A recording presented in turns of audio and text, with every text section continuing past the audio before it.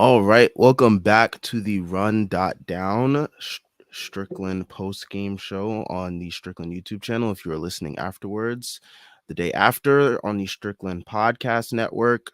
I am Sam. I'm joined by Doug and Jeff. Knicks win 94-81, I believe the final score was. No, 92-81. Oop, I gave the Knicks 2 extra points. But yeah, this was probably one of the most disgusting wins that the Knicks have pulled out this year. Um, the amount of turnovers, and that includes the record amount of travel calls being called tonight, which was annoying. Definitely lended its way to the absolute disgust that this game was. I mean, the awful 3-point shooting on both sides.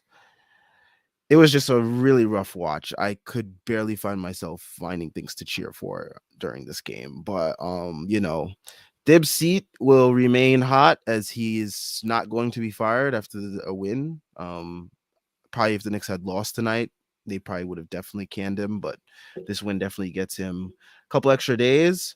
Some rotation changes that we will discuss as well. But where do we want to start in terms of the Knicks side of things? Probably RJ, right? Like, because it was so bad in the first half, and then he kind of not salvaged it, but I mean, he did his best. Well, he did. He salvaged it until Tibbs is like, you know what? I'm just gonna put you in at like 4 minutes left in the game after not playing like 12 plus minutes. So it's like, yeah, sure. The Knicks defended so well tonight that like you can't. I agree. Yeah. I'm gonna add on to what you were saying though, because I don't think we should trash Tibbs, but that point you just brought up. How does RJ play 20 minutes in the first half and 11 in the second half? That's so backwards. Like he was so bad in the first half. Completely backwards. I know. So he was detrimentally bad. Like we should have been up with how bad the Cavs shot, and they were missing wide open shots, at least early on. Like with all the shots they missed and the way the bench unit specifically played for the Knicks, we should have been up 15 plus at halftime. RJ absolutely killed the Knicks in the first half. Especially those last 3 possessions that he had. Yeah. Probably the 3 worst possessions. That 3 that almost got stuck in the Yeah, it almost got lodged in the side of the rim. I was like, wow, that's a bad shot. Man, almost wedged it. And then he comes out and he kind of puts the team on his back early on in the second half. Mm-hmm. And I was like, I was actually specifically looking for it because Tibbs has been so robotic with the Brunson and RJ come out at the 5-minute mark so that Randall can play with the bench. Which, by the way, like conspiracy theorist to me is just like he wants Randall's like plus minus numbers to look better because he loves Randall. Like that's he's trying like that. That's I could see that. I could see that definitely. But of course they haven't helped because just any lineup Randall plays with is dog shit. But anyways, he's so robotic with that rotation. I was like, well, let's see if he's willing to, maybe pull Brunson and Randall and have RJ play with Grimes and Deuce and Quickly, and let's see if he can go small that way. But of course he didn't, and then RJ was just out, and he only played 11 minutes in the second half. And Benji said it. He tweeted about it. He was at the game. He said, "I get wanting Quickly and Grimes on Mitchell and Garland. I concur." But there are ways to have Quickly and Grimes and RJ on the court when RJ is playing well. But that's just not how Tibbs sees basketball, I guess. No, it is not. But yeah, I thought he had a really rough go of things in the first half. He's had a lot of rough halves and just overall rough games. But yeah, to your point, that was really backwards with the way he managed his minutes. I mean, what can you expect? He does one thing well and he has to do 2 other things or 3 other things wrong. But yeah, I thought, he did his best to salvage it. I mean, again, defensively, there's still some things that he needs to work on and the whole team needs to work on as a whole. But I do think the defensive intensity was a little bit better today as compared to the second half of the Mavs game where they absolutely looked like they just quit on the basketball court. But this was a much better game, and I think seeing those missed shots from the Cavs early on definitely helped them keep their defensive intensity up, because even though they were missing open shots, the Knicks probably tried to trick themselves into thinking, okay, we're doing something good defensively to just keep up what we're doing. And it worked. They scored 81 points. This is the first time a Knicks opponent has not scored more than 101 points, more than 90 points all year. So, yeah. Yeah, I mean, like Doug said early on, like they played a good defensive game. Like there were open shots they gave up, but there was clear improvement, especially when the Deuce Quickly Grimes lineup was out there. That Yeah, was I was going to say, you know what the big change was that really helped the Knicks, and it's really, I don't want to say it's either fortunate or unfortunate. I'm just going to say what happened because I'll hold in my my takes for a little later. But just having Deuce, who clearly can't do anything on offense, but just having him on defense is so much better than Derrick Rose, because Derrick Rose provides you jack shit on defense, and sure, he'll get a couple shots in and he'll be relatively efficient, but he's really not giving you much on offense either. It's not like he's distributing or running anything well. So it's that basic change to the rotation is significant, like makes the team significantly better. As something as little as that, just replacing Derrick Rose's minutes. Like it should probably be more quickly, but just because, well, they cut out Cam too. So like he kind of saw a little bit of that, but like just something as basic as just taking Derrick Rose out of lineup just makes the team better. And also, Doug, something me and you in the past me and you are two of the leaders of the Quickly Hive, and Sam, obviously. I mean, Sam's been there too. But one thing that we've all talked about is that when Rose isn't in there, another effect is that Quickly runs the bench unit. Yep, and it's so much better. So much better. And even if it's not like even if you, because Rose brought things, like it's not like Rose is doing nothing offensively, I mean, he was bad this year, but I'm talking about his Knicks, his totality on the Knicks. Okay, fair enough. He clearly had positives, but the whole argument that I mean, if I don't want to speak for you guys, that I made is that you have to be willing to take half a step back to let Quickly blossom in that department. So, like, even if the Knicks are a couple, like even if they're a couple points worse per possession when Quickly's out there with the bench unit, it's going to have long-term gains. We're going to be seeing more of him controlling things. And that's a good thing for the franchise. And there's really no downside to it. Cause like, what? It's going to cost him a win, maybe at worst. So like, this is a move you had to make, and kudos to Tibbs for making it. Finally. Quickly creates so much open space for everyone. The Knicks weren't making their shots, but he creates so many open shots for everyone. Like he just makes the team better, and there's just no excuse to have Quickly, you have Grimes, and you have Brunson.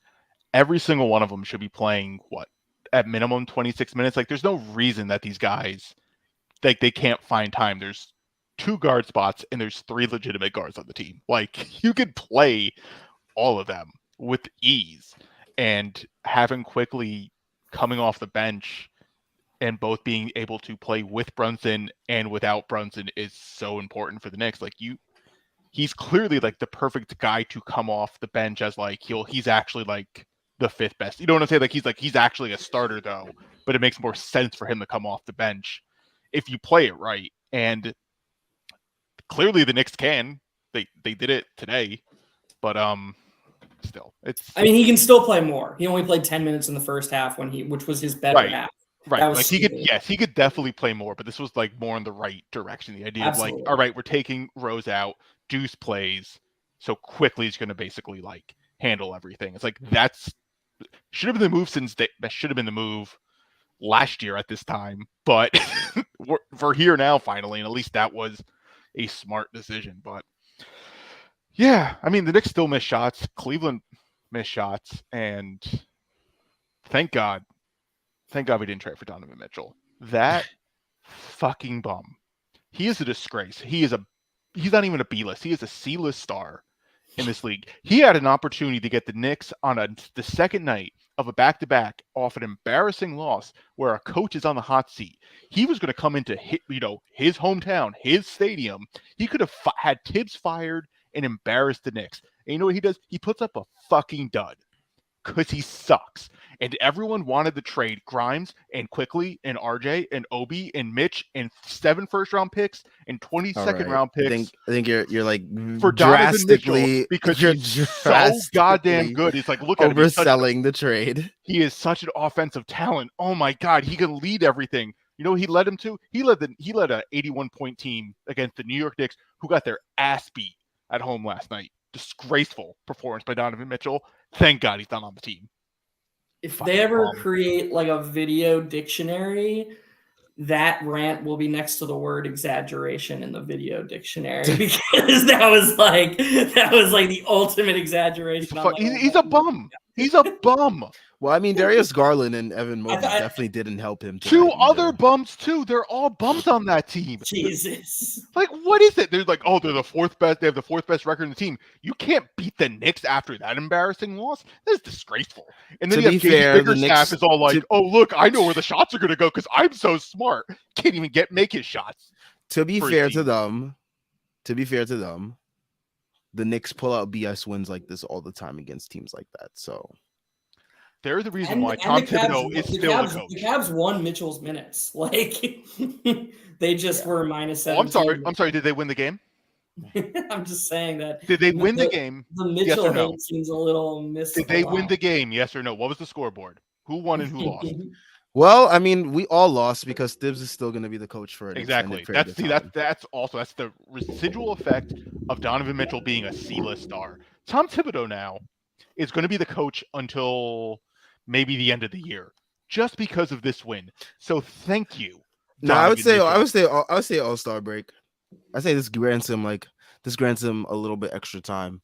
Man, we shot 5 of 29 from 3, and we had 21 turnovers. I know. Jeez. That's what I'm saying. It was a disgraceful performance by the Cavaliers. But yeah, that was a bad performance by us, and we still win that game. I guess we can get into the rotation change we kind of already started to get into it, but the rotation change also included Cam Reddish not getting any minutes. I don't really agree with that, honestly. I thought he was playing pretty fine up until the last 2 games, I would say maybe. The last Other game. than that, well, yeah, the last game more specifically was the glaring one. But yeah, I really don't agree with Thibs' assessment. Well, I never agree with his assessment of anything, but I definitely didn't agree with this. I thought Sam, can I cut in just for a second? Mm-hmm. Just because it's related to what you're saying, both with the rotation change and not agreeing. Like, Thibodeau is, oh my God. So Fred Katz literally just tweeted, Thibodeau says Derrick Rose not playing tonight was a second night of a back-to-back thing. Yeah. So Cam is out of the rotation? There you go. Right there. He's gonna bring Rose back, but leave Cam on the bench. And Deuce, it's gonna be this, but with Rose. So the one good thing, he's coming out and saying that the good thing that happened tonight wasn't actually a good thing that he meant to do. Like he just doesn't know what he's watching. Oh my God, he needs to get whatever you think. Oh my God, Tom Thibodeau will do the opposite. Whatever is going to it is the opposite. Like, that's basically what it is at this point. Like, of course Derrick Rose isn't playing on the back of it back-to-back. Of course, that's also the reason why the Knicks win too. It's because they didn't have to, Derrick Rose has been tanking the bench lineup, completely tanking them all season, and then you remove him from the rotation and then you give up 81 points because you decide to play really good defense for basically a total of 3.5 quarters. Is that a fair assessment for their Knicks defense? I would say because they did give up open shots and there were some issues, but they also ramped up. I thought it was clearly bad the first 6 minutes. Like when the Knicks were 19-9, I was like, this is ridiculous. Like the Cavs should already have 30 points. They've missed. Yes, I would agree. They were just missing shots. And then from the first sub on, when he brought Quickly and Deuce on through the rest of the game. Yeah, it completely changed the game. I think they played good the rest of the game. Even Randall. Randall had a couple just very Randall possessions, but there were also a couple where he gave max effort that you don't ever see. I really thought they locked in after that first sub. Randall was also willing to give that game away. Did you see the thing that he tipped the pass on the inbound, but it was by accident because he didn't see where the ball was, and they're like, "Oh, Randall did get it." It was just one of Randall was willing to give this game away, but he didn't. because Donovan Mitchell's that bad. He's also done with the whole "this isn't his team" thing. Like, and it's completely changed the dynamic of everyone. Like, he's not getting his shots through the offense anymore. He's back to playing Randall ball like pretty much full time. And you can see the effect it's having on Jalen Brunson specifically, because Jalen Brunson's distribution has gone down the last week or two. His assists have gone down. When Brunson runs the offense, he's looking to get himself buckets, because the other times when he tries to run the offense through Randall, through the guy who's supposed to be like the second bunny, Randall has basically just hijacked it. And like we've now seen multiple quarters where Randall's taking more shots than the rest of the starting lineup combined. So like pretty much. Yeah. He's done with the, like, he's just like, oh, okay, my numbers are good, my efficiency's up, I've pretended long enough. And I mean, we'll see what the fallout is, but good thing I didn't fall for that shit. Because I know some motherfuckers on Twitter was like running victory laps and shit. Like, it's been wild, because you definitely, like, I do think Randall is definitely better from last year, but that was going to be a given. Yeah, but because like the bar was literally like below hell. Is out of the camera. So he has been better. He has been more efficient, and it's ultimately the reason why he's been more efficient is the way he doesn't want to play. Right? Like, he wants to hold on to the ball. You see it all the time. He wants to do his ISO post up, and that's why it's so easy to double him, because he's going on the basically the baseline for an ISO. The help is coming from the top, and it takes away every single passing lane. He's so predictable that, like, this is what he does. And when he makes quick decisions, it is always better. When he shoots the ball quickly, it is always better. When he attacks the rim quickly, it is always better. When he like everything he does, but he doesn't want to do that, because that means less time for him with the ball in his hand. And it's so frustrating to watch, because the first half of yesterday's game, you were like, okay, I can live with this Julius Randle. Like, that version of Julius Randle you can kind of live with. But like, you can't, but it devolves every single time. It's terrible. And the thing is that his efficiency has bought him so much good grace, like, which with the coach specifically, like, the bad shots are starting to creep back in. I posted from the Strickland account like a week ago. I posted from the Strickland account like a week ago that his number of shots from between like 15 feet and the 3-point line was at an all-time low rate. Like it's as low as it's ever been. Even the New Orleans season, he's pretty much only taking threes and shots inside 10 feet. But tonight he took like 5 of those shots. Like, I think he basically is just like, okay, I've got the good grace. I can now take whatever shots I want. And look, I mean, maybe he'll have another shooting season like he did in 2021. Doubt it, but maybe he will. But if he doesn't, and he doesn't course correct from what we're seeing these last few games from a style standpoint, the efficiency is going to go back down. I mean, he was 7 for 19 tonight, and he's just not a good enough shooter to justify taking those shots consistently. Nope. And the defense, like, there were points of intensity, but there are also points where like he's literally just watching guys like take open shots. Like there was a time, I mean, the most glaring one was Donovan Mitchell wide open in the corner. And this guy is just like, he's absolutely lost. He has no idea Donovan Mitchell's in the corner. Even when he does, he just like looks at him and just watches him shoot. There was another closeout on Darius Garland in the third quarter. It was the second quarter. Yeah, it was the second quarter. Another closeout by him on Darius Garland that was absolutely pathetic. Like, I have a question. I want to throw it out there to you guys. Do you think most people, or even us, can tell the difference between a good closeout and a bad closeout? Because I think when you just look at like the closeout numbers and you just see the fact that someone is closing out, I think a lot of people, and even sometimes like I'll even fall for it too, will think it's a good closeout. It's a good effort. But there is a difference between a good closeout and a bad closeout. And the bad ones are usually the ones that we think they're giving effort when they're flying by the guy, because you're not supposed to really do that. You need to get out. Nope, you're supposed to like chop your feet, basically. And you gotta chop your feet. You gotta get low and your hand up at the same time, because you gotta get ready for the drive. Like you have to do both at the same time. And Randall never does that. Obi also doesn't do it. Obi's another They one all who just like fly by with their hands up, they and that's a fly bad by. closeout. And the only people who do it properly on this team are Grimes, Quickly, Quickly. and McBride. Like it's it's just kind of wild. Brunson doesn't do that because he's already too small, so it doesn't really it Yeah, I doesn't mean, him matter. jumping up is like basically him just having his hand up like this Yeah, like anyways. it's just whatever. So he could just look for charges and stuff. He like Jalen Brunson's really good. He's smart. He understands that he can't do that, so he'll get into your space. But no, it's just the Knicks don't do that. RJ does. RJ doesn't do either. He actually doesn't. I do think also like the Knicks, the players you just mentioned on the bad side, have almost created a new definition for bad closeout because RJ sometimes won't even bother putting his hands up. He'll just run out with his hands down. Yeah, and then exactly. Randall will just sometimes not even move.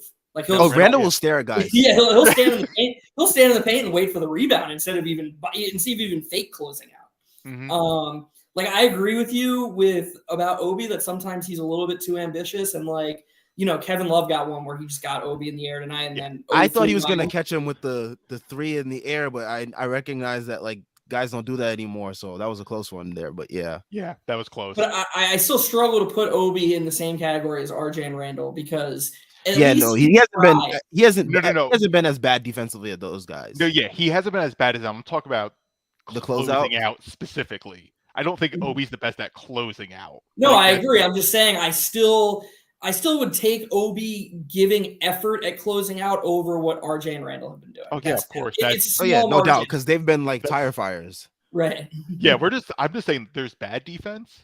Then there's tire fire defense. Like that is it's not even on the scatter plot, right? You know what I'm saying? Like it is all the way gone. That's where they are. Obi's just in like bad defense, and like you can live with that every now and then. Like it's not going to kill you because at least he still gives effort. Yeah, exactly. Right. Before we get into comments, because we got quite a few rolling in, it is time for everyone's favorite part of these shows now. The NBA season is heating up, and there are still so many unknowns about the Knicks' future. When I'm looking to get in on the action, I bet with DraftKings Sportsbook, an official sports betting partner of the NBA. New customers can bet just $5 pre-game money line on any NBA team to win their game and get $150 in free bets if they do. Check this out. Right now, everyone can earn up to 100% boost with DraftKings stepped up same game parlays. Go to the DraftKings Sportsbook app, place a same game parlay, and combine multiple bets like which team will win, total rebounds, and more. The more legs you add, the bigger the boost, the bigger your shot to win big. One of the better things about DraftKings as opposed to other popular sports books, which commercials flood my TV, DraftKings has defensive props. I love using defensive props to boost up those same game parlays, especially if you know certain players are really consistent at doing something well defensively. Sadly, others like FanDuel do not include that, which diminishes the experience. But anyways, download the DraftKings Sportsbook app now. Sign up with code TBPN as you see in the corner of your screen if you're watching on YouTube. Place a $5 pregame moneyline bet on any NBA team to win their game and get $150 in free bets if they do. That's code TBPN only at DraftKings Sportsbook. Minimum age and eligibility restrictions apply. See show notes or show description for details. Whew. Oh my goodness. All right, let's get to some comments because Brian Benjamin, who I think is who's on the West Coast, he has left a whole bunch of comments. His stream of consciousness as the game is going on. He's leaving his thoughts. Love it. Brian, he said RJ is looking like the worst player in his draft. Oh, come on, Brian. I am assuming this was during that 1-for-8 first half stretch where he okay, fair enough. He also said, wow, he was like losing it. He was losing it during this game. But yeah, I mean, let's see.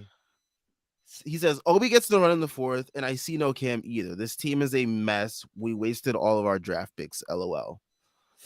I mean, yeah. I mean, I saw a post earlier, and I think this was like a message that was in the strict cord of how no other team would have mismanaged the Knicks pick situation.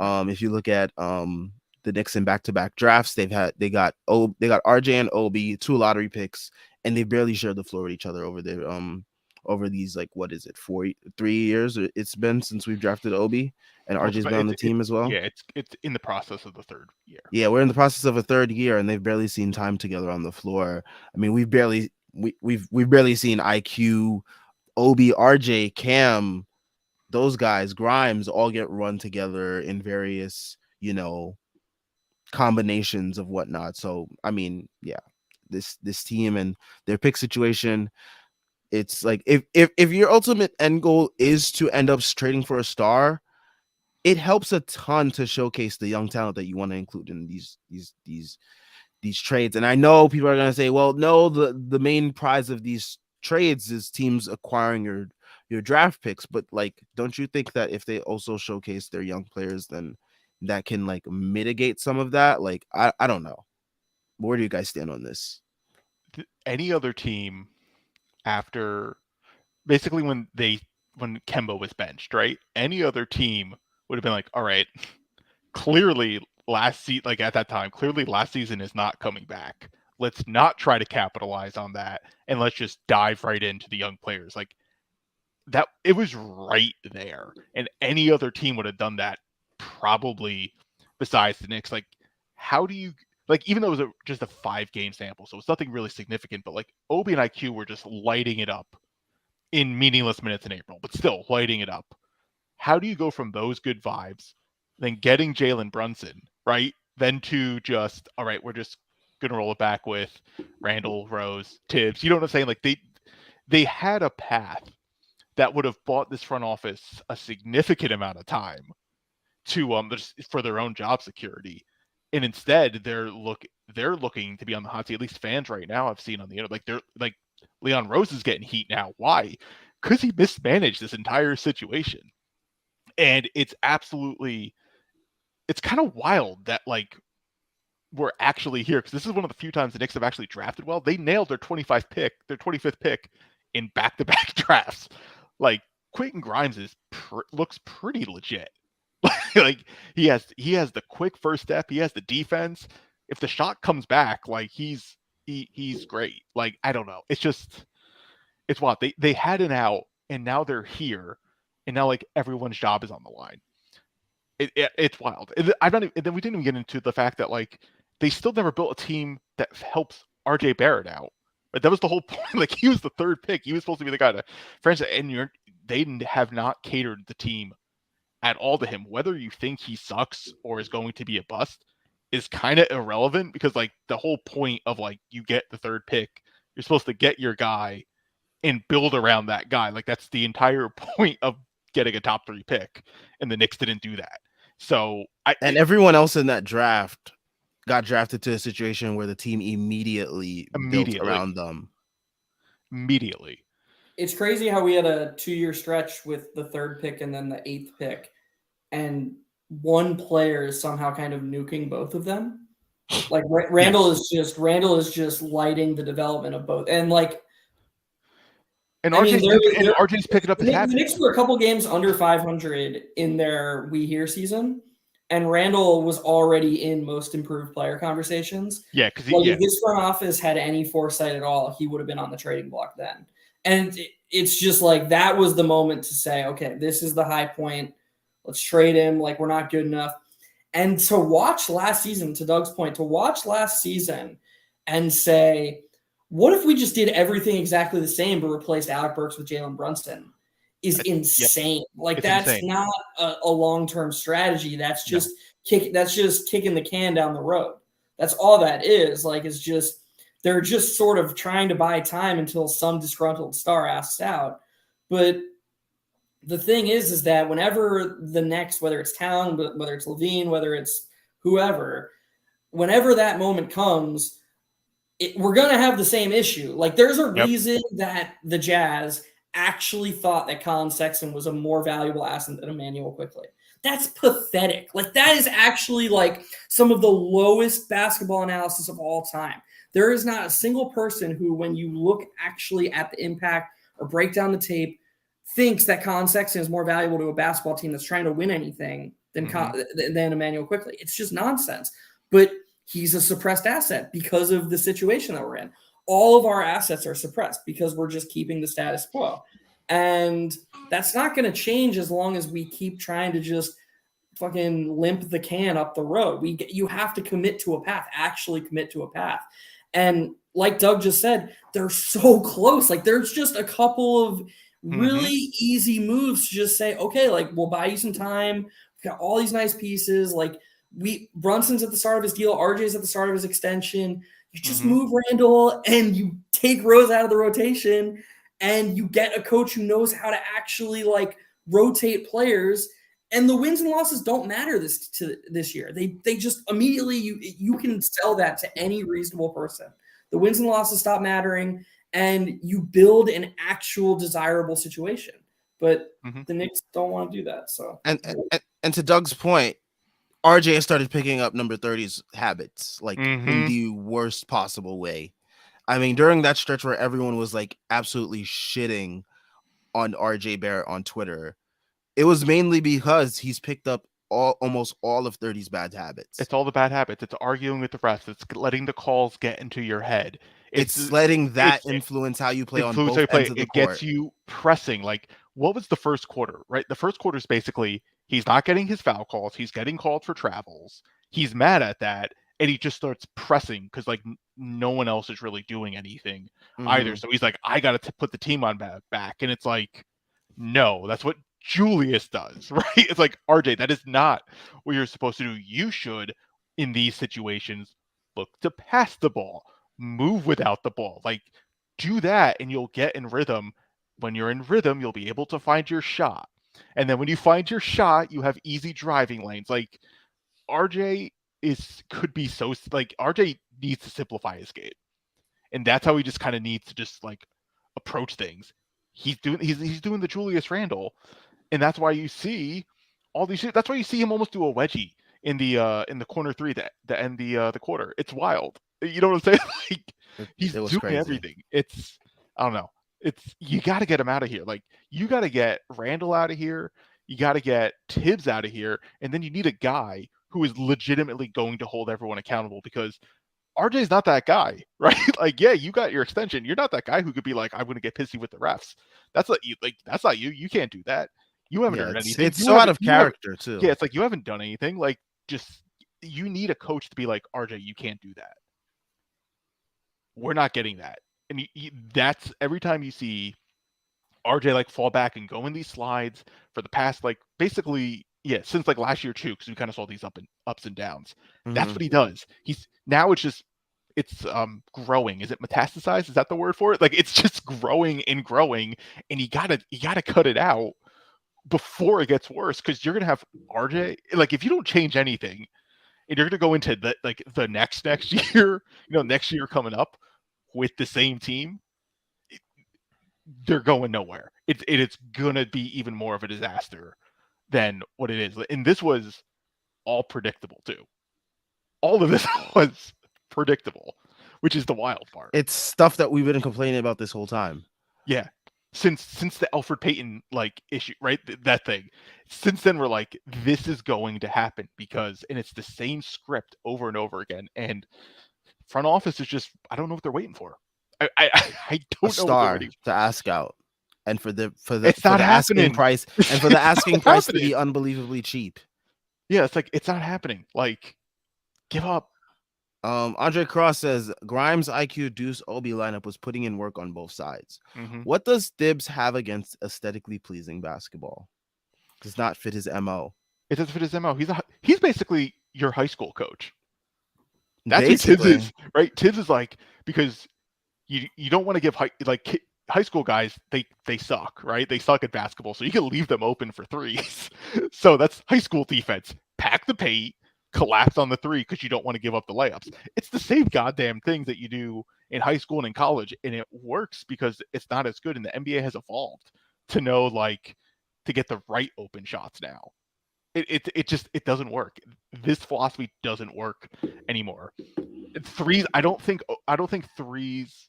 I haven't tested this out yet, so don't quote. I don't have anything.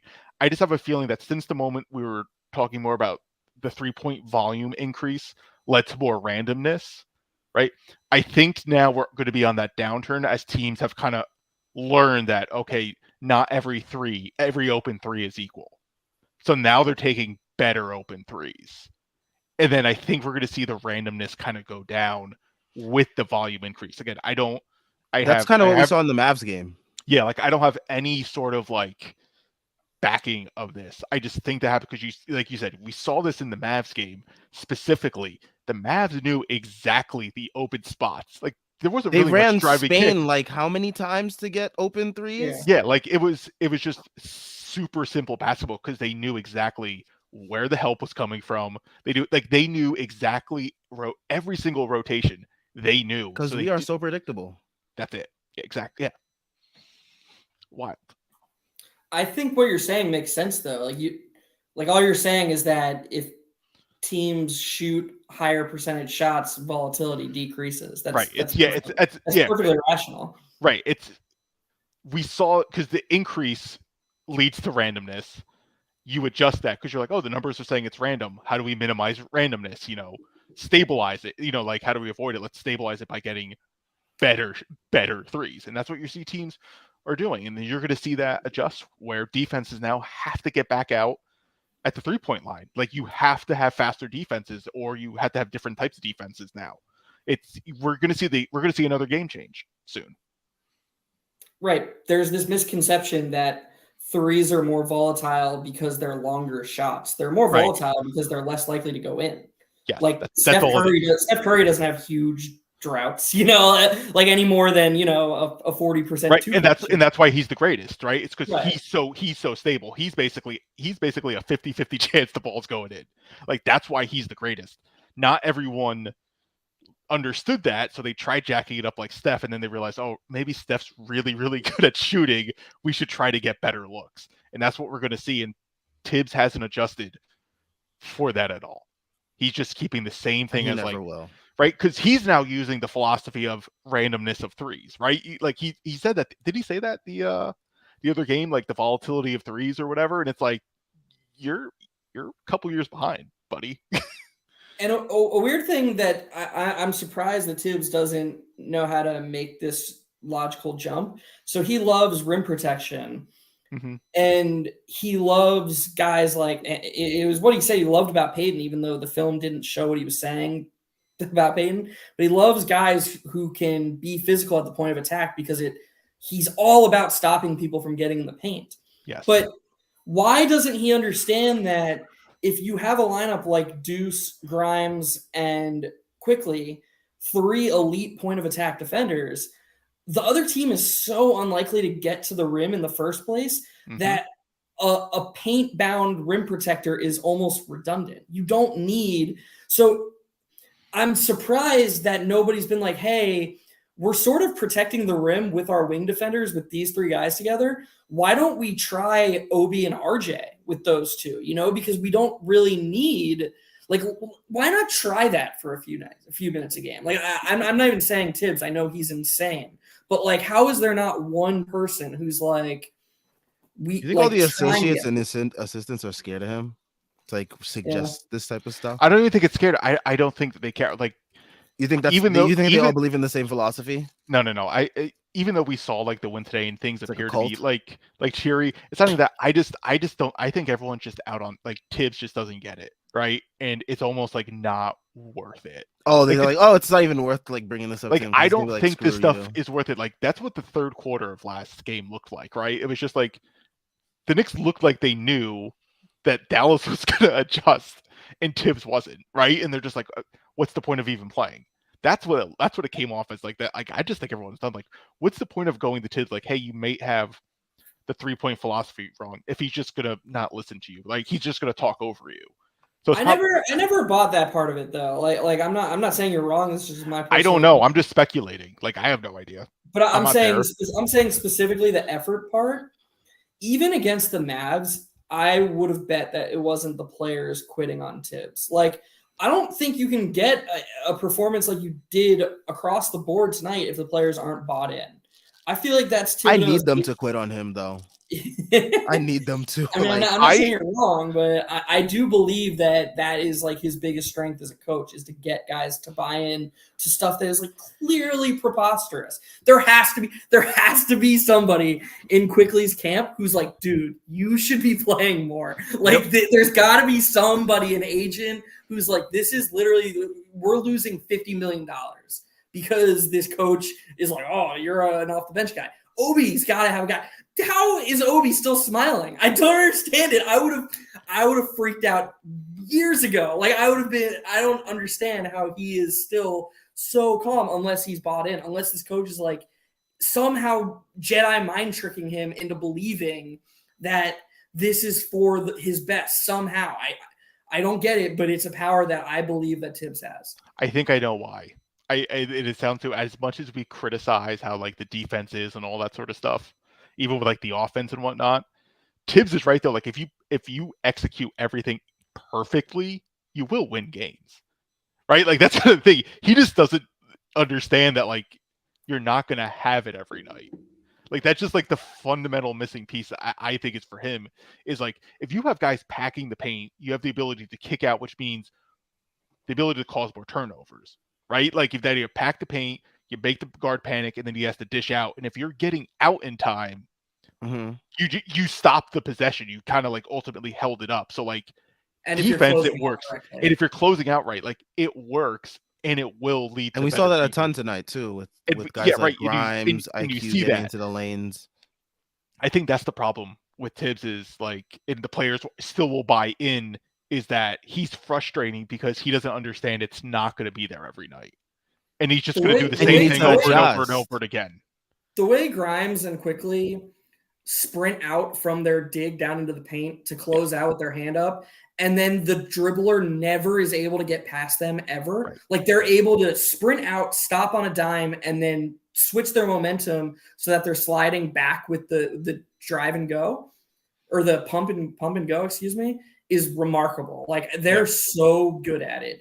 And I agree with you. Tibbs is probably like, why can't everyone just do that? You know, but it's a skill. It's not like an effort thing. It's an actual skill thing. And that's why like that line of that argument frustrates me because I could be a coach and just be like, hey guys, just shoot threes every time. Well, if you did it right, we'd win every game, you know, like if you guys just shot threes 100% of the time, if you did it correctly, we would never lose. Like that's not a defense of Tibbs's team. Players are human beings. They're imperfect people. You have to make adjustments. It can't just always be, well, if they did my scheme right. That line of thinking is like in football, when a coach punts on 4th and 1 and the team never gets the ball back. And somebody in the press conference is like, well, why did you punt? Like you knew you might not get the ball back. And the coach is like, well, if our defense just got the stop, we would have won. Like you have to consider that sometimes the defense doesn't get the stop. Sometimes guys don't close out perfectly, and you have to have flexibility to your schemes and to your ideas. And I don't know, some Tigers don't change their stripes, man. No, they do not. No. Ace Bouchard says they actually rotated well on the Kevin Love PNRs when they didn't just switch it. Also defended Garland and Mitchell well from 3. No one else on the Cavs can shoot. Yes, they did. And that was also love that Adam Silver wants to make travels the NBA version of football's catch rules. Dude, the travels tonight were insane. Like half of them weren't actually travels. You can't make something that subjective a point of emphasis because LeBron James will never be called for a travel ever. And I'm not like some LeBron hater. I actually like LeBron as a basketball player. So, but the refs are not going to call travels on him the way they were calling him on even Kevin Love tonight. Like it's just never going to happen. So if something that subjective is made a point of emphasis, all that's going to happen is the discrepancy is going to get wider. Well, they called Kevin Knox for this same feet shuffling travel that you see Kawhi Leonard do 5 times a game. And it always drove me insane because it's a subjective thing that a ref is just going to swallow his whistle when it's a good player. And it's going to stick out to him because refs are, again, they're human beings. They have a bias. And what they see when they see role players, they're like, okay, point of emphasis got to do for it. And they're looking for stuff not to call when it's a really good player. When they did the replay tonight and they were like, let's see if Garland actually did travel. And Breen was like, nope, held his pivot foot. It doesn't matter. That's the same thing that they were calling traveling on other people for. Yes, exactly. So you can't have subjective, and you can't leave that up to the refs. You just can't. It's going to be a shit show like it was tonight. And I really hope that somebody in the front office is like, or somebody in the NBA rules officials office is like, yeah, we can't have another game like that, because that's unwatchable. That's probably why Tibbs got the technical. Was it because he thought like he was probably arguing like, no, you just called that a travel. You have to now call that a travel. Like I think that's why Tibbs got the technical, because he just lost out on the ref for like hypocrisy or something along those lines. Quickly had the same complaint. He drew an and one, like he made a basket. His only basket in the second half, he did the little like drive right, lean into the defender, create the contact, and put the shot up off the backboard. And the ref didn't, and he pointed to the ref after he made the shot. He was like, you just called that for Garland when Garland creates the contact. And it's just, there's enough subjectivity that the refs have power to control. You can't put more in their hands. It's just gonna be a worse product. It just is. Terrible. Yeah. Jordan Bob says, when you have excellent point of attack defense, it makes your scheme a lot more effective than if you run a lineup with D Rose, number 30, and iHeart. Has expectations to have a good defense after that is really stupid of Thibs. Yeah, I mean he's running out the bench lineup with Randall, and then he has D Rose and Hartenstein out there, and he's expecting his scheme to work, seamlessly without changing a single thing to it. And we saw a change tonight because Deuce was out there. It definitely helped a ton that it wasn't. And they won the game. And they won the game. But thankfully, Derrick Rose will be back next game so that we can see him on the court. Back. And Cam Reddish will not get any minutes, even though he's one of our better defenders and probably would be better for this matchup against the Hawks too. But hey, what do I know? I didn't watch the game 3 times, and I'm also not an NBA head coach, so I don't know what I'm talking about.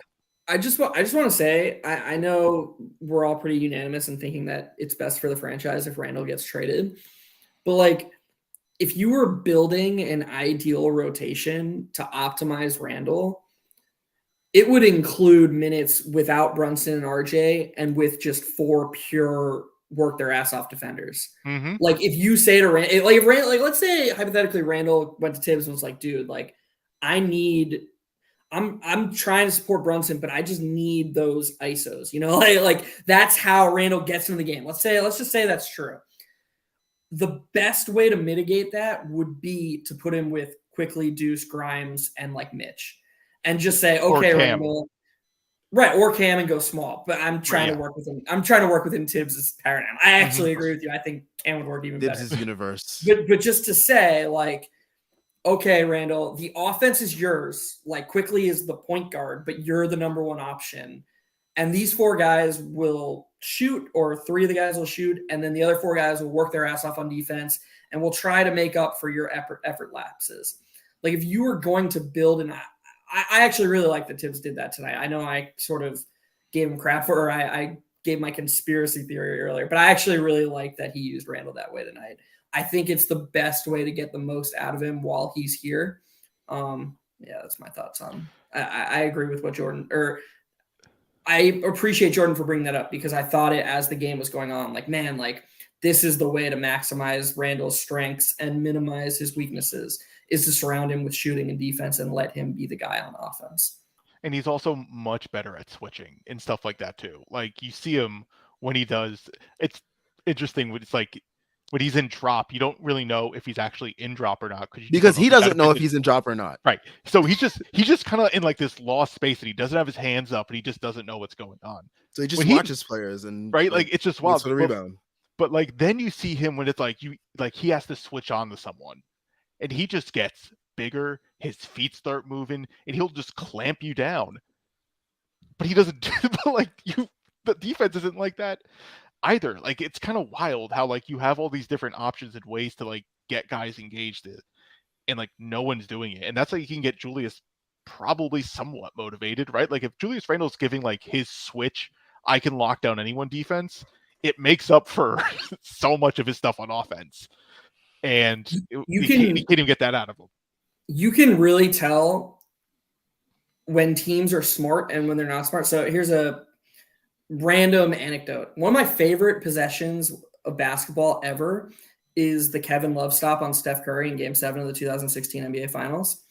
And I'm going to sound like a super nerd here, but the reason that I love that possession so much is because Draymond Green, who had 30 points in that game and had hit 7 threes, they come out of that and they're like, we want Steph Curry to take the shot, and we want him to have Kevin Love on him. Every team back then, if they were looking for a mismatch, would just have the guy who Kevin Love was guarding go and set the screen. But they knew that if Kevin Love's guy ran out to set a screen, somebody would pick him up on the way out and Kevin Love would switch onto that guy. So what Draymond Green did, he had Kevin Love on him. He pretended like he was going to go screen for Steph, and he runs and sets an off-ball screen for Andre Iguodala, and they're switching everything. So Kevin Love reacts, and Kevin Love reacts and makes the switch onto Andre, and that is the reason why he ended up on Steph Curry, is because they ran an off-ball screen that the Cavs switched. Iguodala went and switched for screen for Curry, and Kevin Love gets put on him. There are teams who see that Julius Randle is a bad defender, and they just try to make him switch onto their best player. And it's like, that is the only way to make Julius Randle actually a good defender. But what smart teams do is they involve Julius Randle's guy in all this off-ball action, and Randle, it just gets lost. And absolutely. So if you see a team that's trying to hunt Randle by having John Collins screen for Trae Young and hoping that Julius Randle gets switched onto Trae Young, dumb team. If you see a team have Julius Randle's the guy Julius Randle's guarding, set a bunch of pin down or flare screens, do a bunch of shit off the ball, smart team. And the Cavs actually ran a bunch of stuff for Mobley off the ball when Randle's on him. And Randle kind of held his own tonight. He actually seemed engaged most of the game, and it was pretty impressive. Well, it might have been because the points of emphasis film session that took place right before the game on 3-point defense. So there is a win for Thibs. Yeah, sorry about that long rant, but that was it's all good. Yo, that meeting must have been terrible. Who did it? Yo, there was no way that film session was good vibes at all. It's one of those awkward work meetings you have. It was or rough. just like Tibbs calling out Quickly and Grimes for the 10th time while he hasn't said Randall's name once. Yeah, and Quickly, they're and Grimes look at each other dude, you know, what is happening right now? You're right, Tibbs. You're right. I missed that rotation a bit. My fault, man. My fault. What do you want me to do? This is a new name in here. Carlo Hendricks. Welcome to the stream. Is Jericho Sims grounded? Yes. It seems so. Which shouldn't be the case because I feel like certain matchups require Jericho Sims. Maybe the 5-out offense that the Mavs were running yesterday, you throw Jericho Sims in the mix there. I don't know. I'm not an NBA coach though. There's been tons of matchups where I think Jericho Sims would have been better suited on the court than Isaiah Hartenstein, who has feet that are eternally planted in cement blocks. Every game. Yeah, but some games they are way, way more evident than the other ones. But yes, I do agree. I think Sims should be playing over Hartenstein anyways, but yeah. But here's the reason why though, which is kind of funny, is it's because the team literally has Isaiah Hartenstein doing Mitchell Robinson's role. That's not who he is as a player. Exactly. That's not who he is. If you want that, just keep Sims and roll out Sims. If you want to do that, just play Sims. Otherwise, you need to utilize his offense to mitigate his defense. It's pretty obvious. That's what's going on. And they're just still running with it. And it's no, just play Jericho Sims. He's the better fit. He's just a more switchable version of Mitchell Robinson, theoretically. What they're looking for the team to do on defense. That's what they want. He won't do that either. It's so bizarre. It's impacting Hartenstein too. Yes. Hartenstein. He missed 2 backdoor cuts today that he would have made in the preseason in his sleep. Deuce is a really good off-ball mover, and he saw Hartenstein one of the few times he had the ball at the top of the key. Deuce cut backdoor, had an easy layup. I was shocked Hartenstein missed it.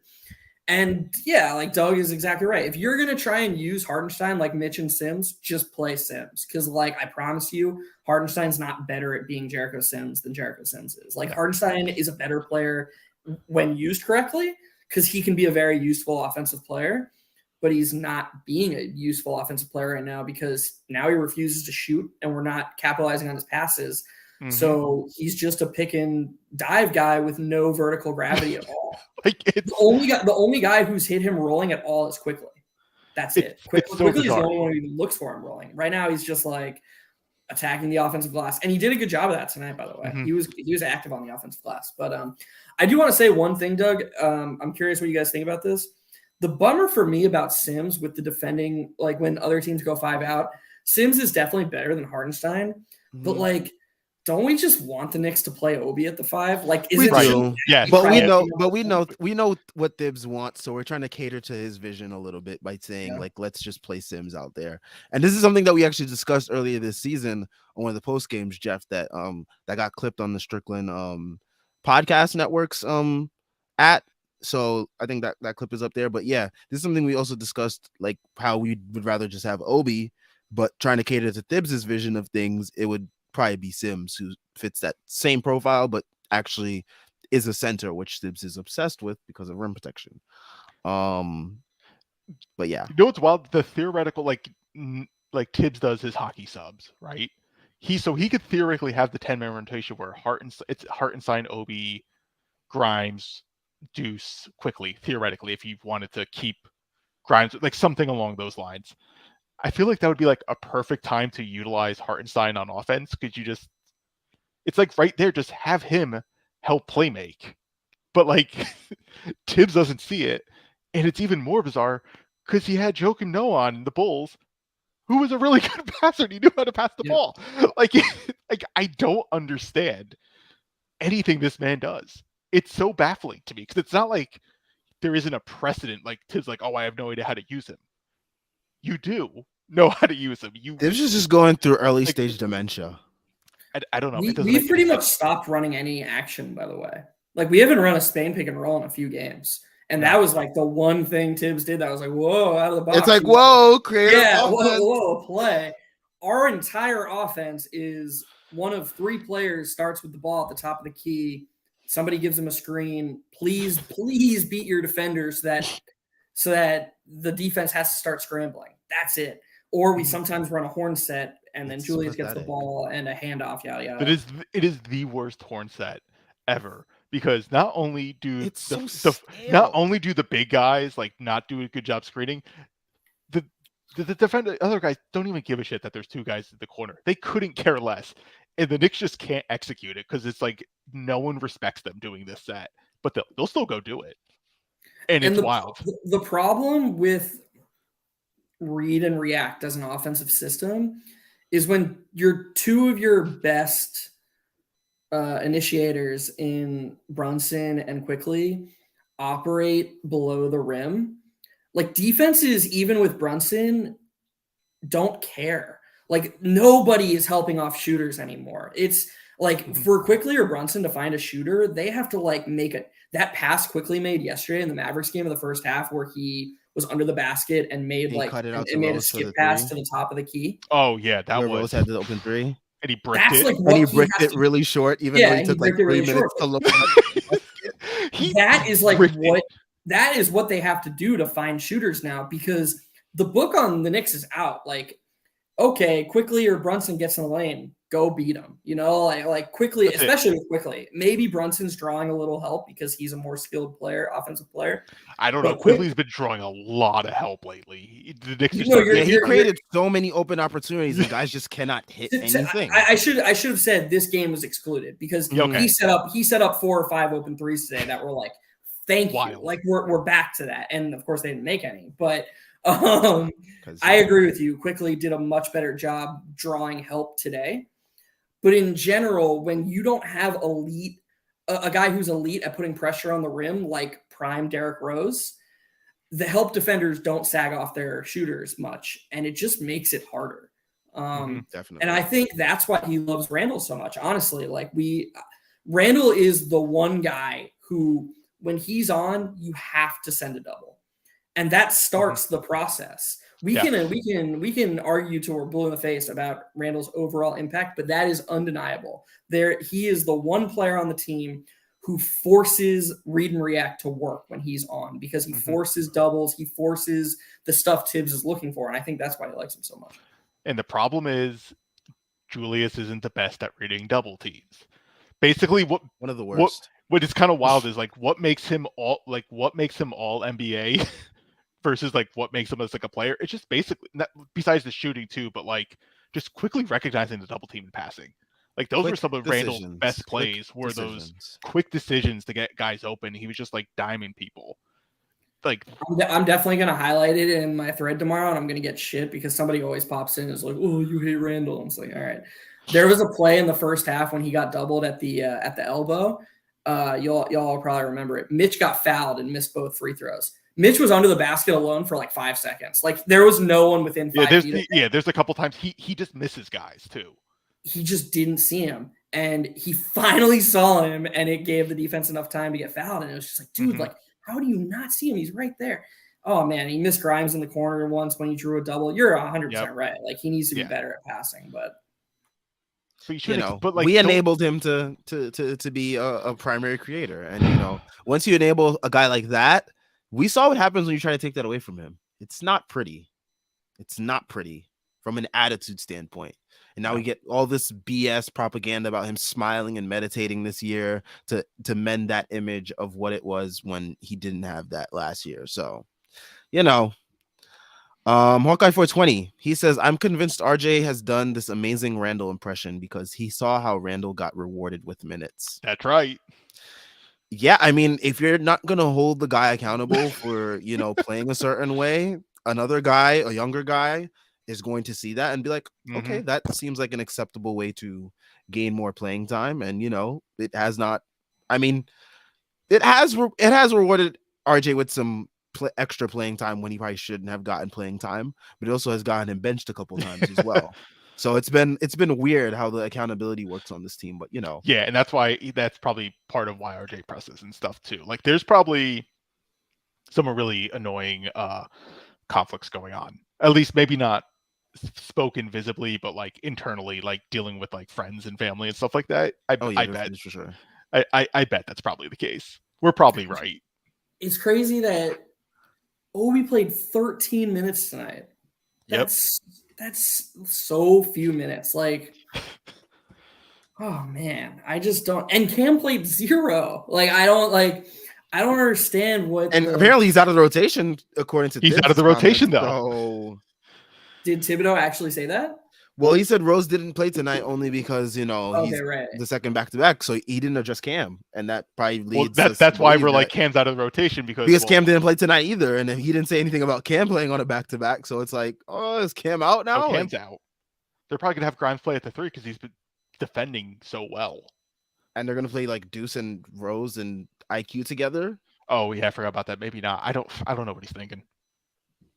I don't know what's going on. Yeah, Deuce is back out. He's gonna stick with a 9-man rotation. He's going back to a 9-man rotation. He's just taking Deuce out. Yeah, that's probably what's gonna go. He's gonna go Deuce and Rose, or excuse me, he's gonna go Rose for Deuce. Wow. Look, it's literally one move away as long as Randall's on the team. If he just replaced Cam with Rose and went with a 9-man rotation, I'd be fine with it. Like, I mean, I thought Deuce defended his ass off tonight, and I liked him as a defender. But he cannot bring anything. Devastated if he was getting DNPs? No, I wouldn't be devastated because he needs to work on his offense a little bit more, and that's right. That's fine. Like, but Cam is super polarizing in the Knicks fan base, mostly because his stands are insane people. But it's undeniable. Unhinged. It's undeniable. Baby. It's undeniable that he showed enough to be in this rotation. Oh, yeah, for sure. And, like, you can't take a guy with that kind of skill set who showed what he showed and just be like, yeah, we don't need that. Especially a team as light on wings as the Knicks are. That's, like, the one thing we don't really have any of. We have RJ, and that's kind of it. Mm-hmm. And so to what Doug was just saying, like, he's going to play Grimes at the 3 some. but that shouldn't be to remove Cam entirely. You should play Cam at the foursome. Like that's what the move should be. Is Cam and RJ should both get more minutes at the 4. It's gonna be crazy. Like he's so far behind. Is he still gonna be the coach in like a year? And then he's gonna be like, oh, light bulb. Like it's just crazy. Light bulb's never gonna go on. Oh, it's not going on. You know what's wild for like Cam? Like he's finally like he is truly getting better on the Knicks versus the Hawks. Like it's kind of wild. You actually see because they just simplified his game. They're just like shoot threes and attack closeouts, and then if you see a guy open, pass it. Like they just simplified Cam's game, and then you're just like, oh, he's pretty good, right? Then you're just like, oh, I see the Cam vision, and then he just has pretty much like one bad game yesterday. It was pretty bad. You're just it was really bad. It was really bad. He took a couple of those mid-range shots too that like you hate him at shooting. But who cares? Like to your point, right? That's what I'm saying. Like you were already getting clapped, so it didn't even matter. Exactly. Like he could have a bad game. He could have a bad game. Like he's doing exactly what you want. He had a bad game. You're just gonna be like, now you're done because you have one bad game. Like if that's the case, we'll see. But it's like to be determined. Like maybe this was like a message, like don't do it again, but you'll be back in the rotation. I don't know, but it's just kind of wild just to be like he's gone. It's poor Cam. And the thing you were saying about his shot profile, what was amazing about it to me is the games he had it going, like his higher scoring games, it didn't like encourage him to step out of his shell. Like me and Sam talk about that all the time. Last year, like me and Sam were like, he thinks he's Paul George. The second he gets it going, he's going to start dancing. He's going to start. He didn't do that. He was just like, he was very bought into his role. And what I saw against the Mavericks was a guy who got even less touches than usual. He didn't even get those catch and shoot threes. He didn't get a chance to get his feet wet. And so those shots were more a matter of like, oh shit, I might not touch the ball again for the rest of the half. Like I got to make something happen. So I think you really have to find your balance with a guy like Cam. And I thought they did a really good job of it before he got injured. And I'm just completely surprised that they have just decided that they don't need his skills at all. I think that's a big mistake. I just hope it's just a one game thing. Like that's all we can really hope for. It is just a one game thing, because otherwise it's just then you go back to the whole argument of why'd you trade the first round pick for him? Why'd you do all that? Like the idea is like you traded for him. He started playing well. Like keep going with it. Roll with the good vibes. Wilson Chandler tweeted 2 hours ago, Reddish could be such a good player for the Knicks, man. Shaking my head. I mean, he has been. That's the thing. Like Cam's been really good this year. Yeah. He just had one bad game. He's earned his keep. There are people being like, should Cam play over RJ given how RJ was playing? And then part of you's like, well, kind of. RJ's been sucking, right? Like there was a point a few games ago where we were like that. Like he was playing really well. Can't take him out for one bad game. Come on. We could have used Cam, fam. I'll tell you that. We could have used him in this game. Cam over RJ has tons of merit on games when RJ is struggling and you need length on the wing against certain defenders. Yeah. Like if we're facing the Celtics and RJ is having one of these awful games, we have no one to guard Jason Tatum. No one. And like, okay, if we try to force Grimes on him, then we have no one to guard Jaylen Brown. Like they're just going to get cooked. You need a guy like Cam because Grimes and RJ, if RJ doesn't make a leap, which I still believe he can, but we're not seeing it yet. Not seeing it. That's not good enough to stop Brown and Tatum or a duo like that. The way that Grimes and Quickly was good enough to stop Mitchell and Garland tonight. Like the reason we were able to stop those two is because Quickly, his size doesn't hurt him as much against a guy like Garland, and he's an elite defender against those guys. But when they get bigger, you need a guy like Cam. And yeah, nice. Hug Life says Grimes had Donovan in jail. Hug Life also said, since the Knicks are reportedly open to trading IQ for a first round pick, how high does that pick have to be at minimum for you to pull the trigger? For me, it doesn't matter because it has to be. I don't want IQ traded. It has to be for the pick that's going to be. Was it Wemby? Oh yeah, it has to be the number one pick. It needs to be the number one pick. If not, we at least expand to like top. I would say top five. Top five is like solid. The Thompson twins. No, really listen. Yeah. I am diving all the way back in on the IQ hype after the past couple games because I think his shot is falling, and like if the shot's He's got falling, confidence now. Like I don't like think anything's shaking him anymore. I think the garbage time buckets definitely helped him gain some confidence. I'm just saying, man. Like he's the only like Brunson does a good job of drawing help, but like Quickly's really drawing help. So like if his shot's falling too, there's and then the way he's playing defense, you can't just not play him 30 minutes a game. Like it's kind of wild. That's why it's only for one by Yana. That's it.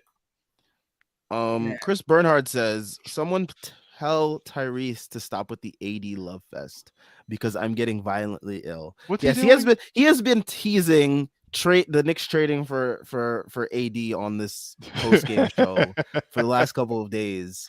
And now he's on the timeline, I guess, shaking his ass for AD after he dropped the 50 piece today. So, by the way, Quickly's almost at 54 true shooting already. Like the overreaction to his shooting was always so insane. I know, because I think it's because he usually starts the season off in a longer slump, so people are expecting it to like regress back again.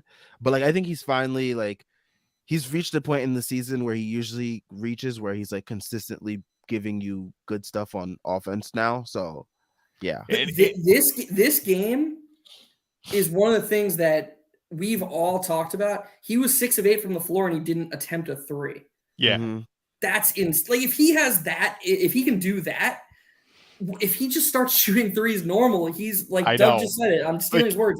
You have to play him 30 minutes a game. You just have to. Yes. He's already an elite defender. He's already an elite rebounder for a guard. He's a good connector.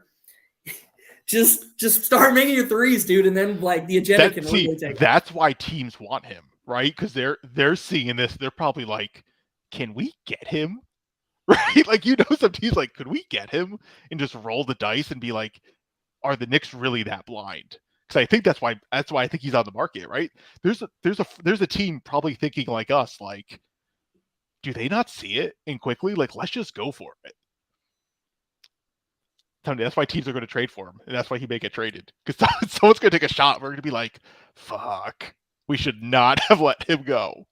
Tonight was the first healthy DMPs of the season for Cam Reddish and Derrick Rose. Poor Cam fam. It's really stupid. Like, free him. What is the guy supposed to do? How much better are the games when Cam is cooking? Right. They're so much fun. Like when he's like, I'm attacking the rim and you can't stop me, Cam. It's great to watch because he does like the crazy Euros and stuff like that. And he's finally embraced contact this year. Yeah, which is I love it, man. Huge plus.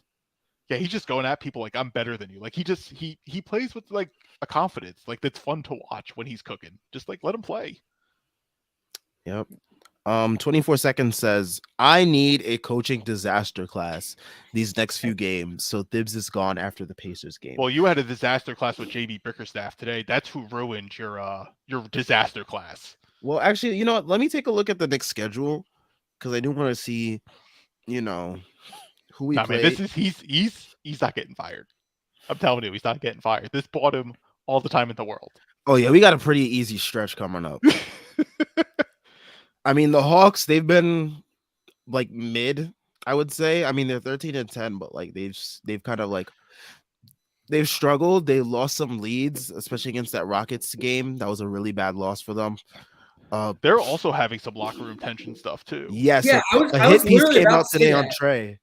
Well, if a Knick one day was just like, you know what, I'm not playing. Like, why is this not a bigger story? I don't understand. Like, that is what happened, right? Like, Trey was just like, nah, I'm good. I think so.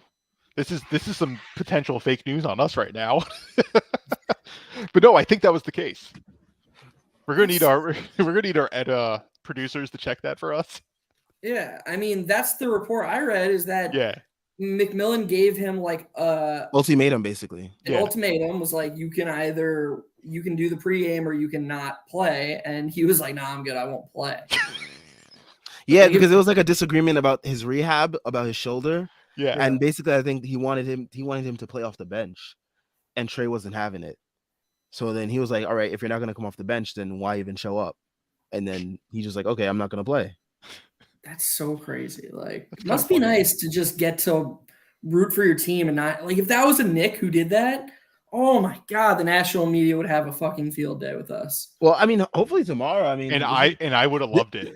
the Hawks, the Hawks did great, and Shams did great at leaking this on a Sunday, so when like no national media can really talk about it, Mhm. and then by the time it's tomorrow, some other story might come out that like surpasses it. So like it won't even probably get talked about on all those afternoon shows and morning shows, but it still might. But I mean, it's also the Hawks, so Yeah, like no one really we'll cares. find out. If it was like the Knicks or even the Nets or like a Los Angeles team had done this, then it would definitely be all over TV. But since it's like a Julius Randle saying I'm not coming off the bench. that would be hilarious. I would actually find that. See, I would find that really funny. But yeah, I mean, the next few games are the Hawks, the Hornets on the road. Then we have the Kings at home. Then we play the Bulls back in Chicago on Wednesday and Friday next week. And Damn, the this Bulls sounds have been This sounds like a streak. the Bulls have been so mid. Oh no! So if we lose to them, then maybe he might get fired. But that's Sam, I lost my train of thought. Can you say Hawks and then who? Hawks, Hornets, Kings, then the Bulls twice, then the Pacers next Sunday. And what's the home away situation of those games? So we have the Hawks at home. We Right. go to Charlotte on Friday. Mm-hmm. Then on Sunday we're at home versus the Kings. Then Wednesday and Friday at Chicago. That's it. That's where it's going to happen. That's where I'm making the prediction. Tibbs is going to get fired in the second game of that. It's going to be poetic. He's going to lose to the Bulls in Chicago back to back. That's where he's going to stay. I feel like this is like the Philly game. Like I think this was the moment because we had 2 days off, and if they just lost like to Cleveland in bad fashion again after getting booed off the court Saturday, dude, it was right there. It was right there. It was literally right here for us. That's what pisses me off so much. I feel like they're just gonna beat Atlanta. Because like everyone would have lost it. Like they would have lost it if the Cavs came back and won.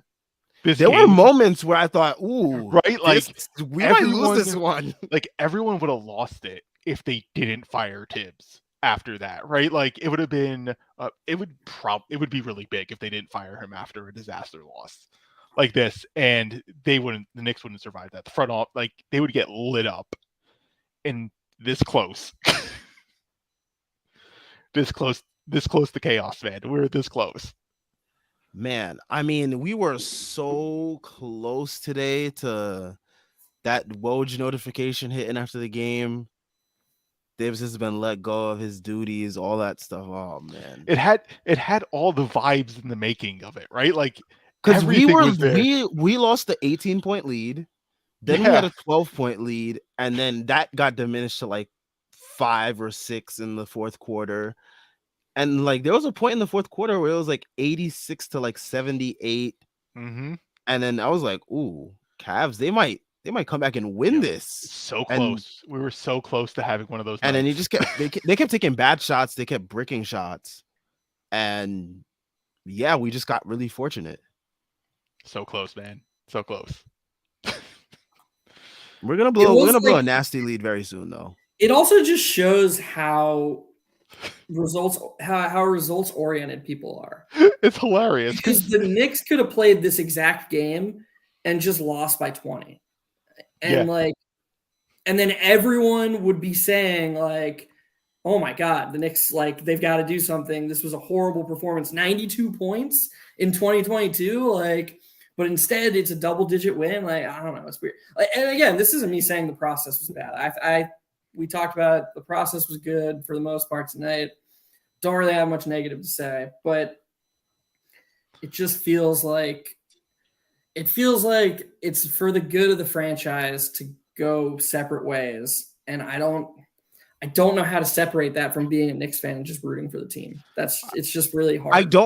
I'm someone that doesn't want to loot for losses, but like they have me like basically like watching these games like, man, I am just waiting for this collapse right now because it is going to be juicy after the game after this collapse.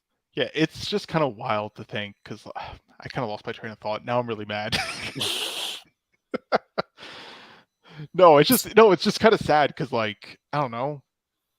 Yeah, I lost it. My fault, guys. I'm sorry. It's all No, good. It's I'm all sorry. good. I'm sorry Dude, if I stepped on I, your toes. I The crapped out on Knicks, that one, the man. Knicks They're melt deflating my me. brain after every game, and I lose my train of thought all the time. So Bro, they're killing me, man. They're killing me.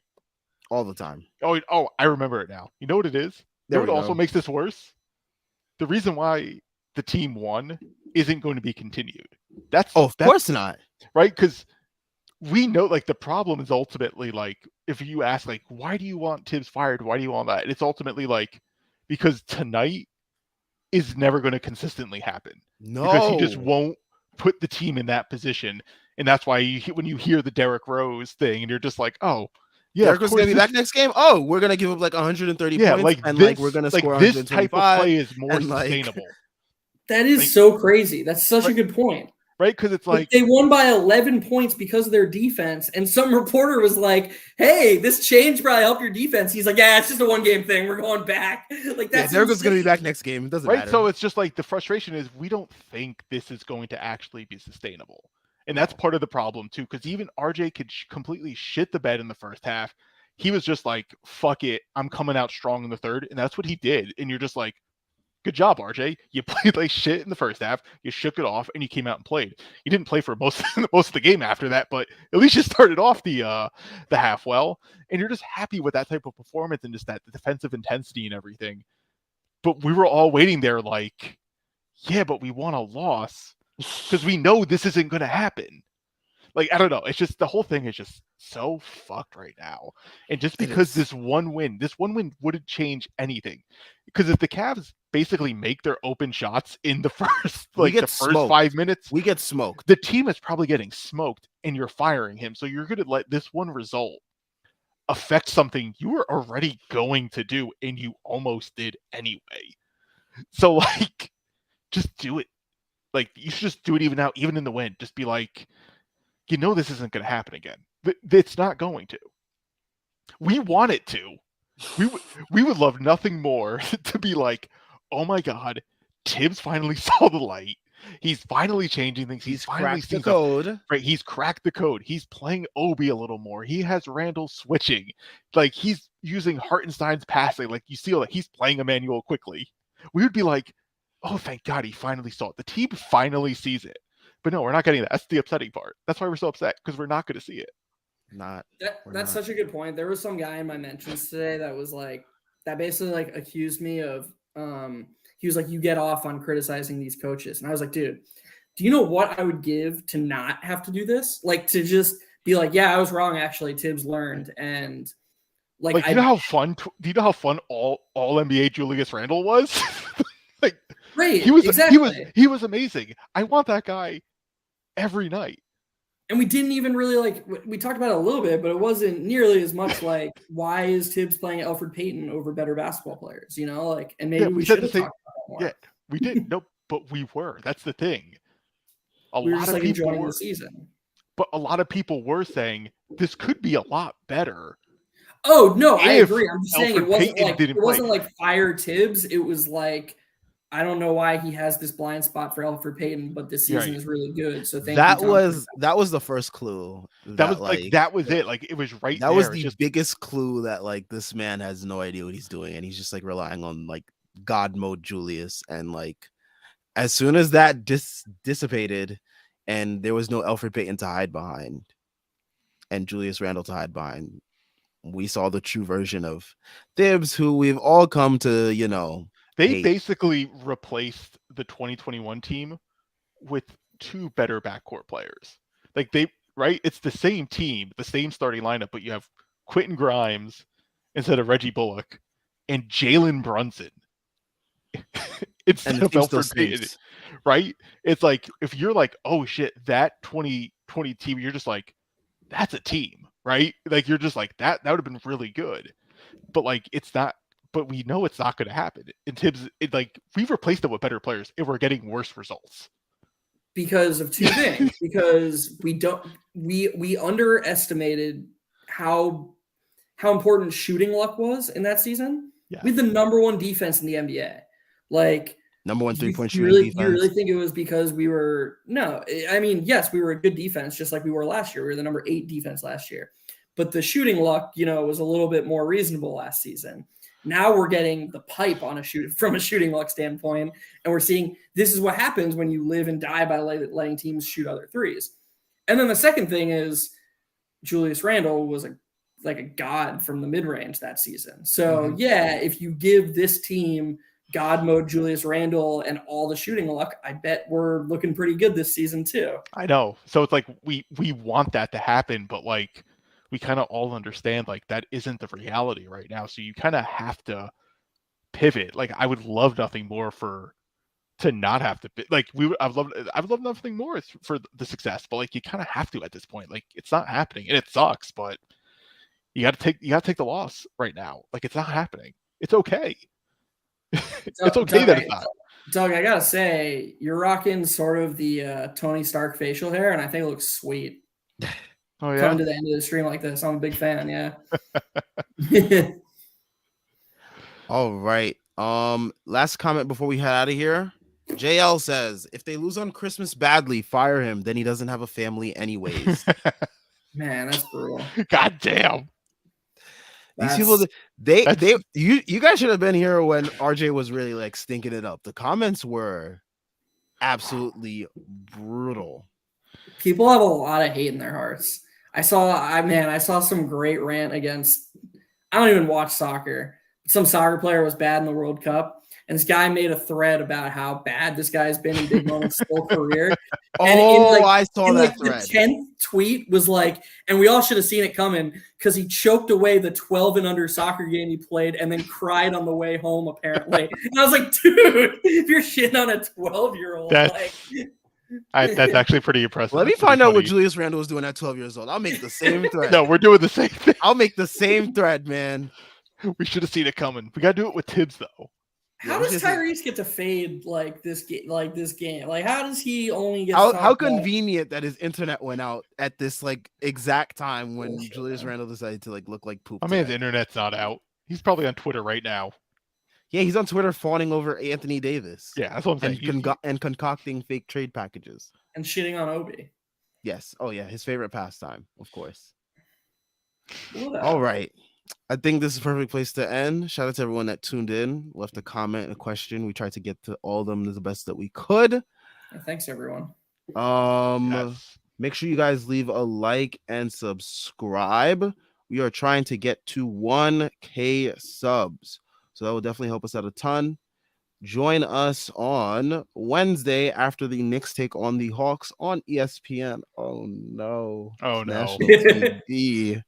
Oh fuck. Maybe it will come earlier. They get embarrassed on ESPN. Like maybe it won't be the Bulls, but an ESPN embarrassment against the Hawks. That's also a good narrative punch to get a potential firing. It is. You have Woj right on the scene and shit. Yeah, I could see it. I could see it. Yeah, no, Woj is live. He's like, I'm in the locker room. He's fired right now. I need that. Yo, I need that in-depth reporting. I need Woj in the locker room. Saying Thibs was screaming at Leon Rose, "You can't do this to me, bro. We've been through." But that would be a wild night if that happened. Oh man. All right. Make sure y'all join us on Wednesday after the Knicks take on the Hawks. We will be back then. And yeah, peace out. Enjoy your night. All right, everyone.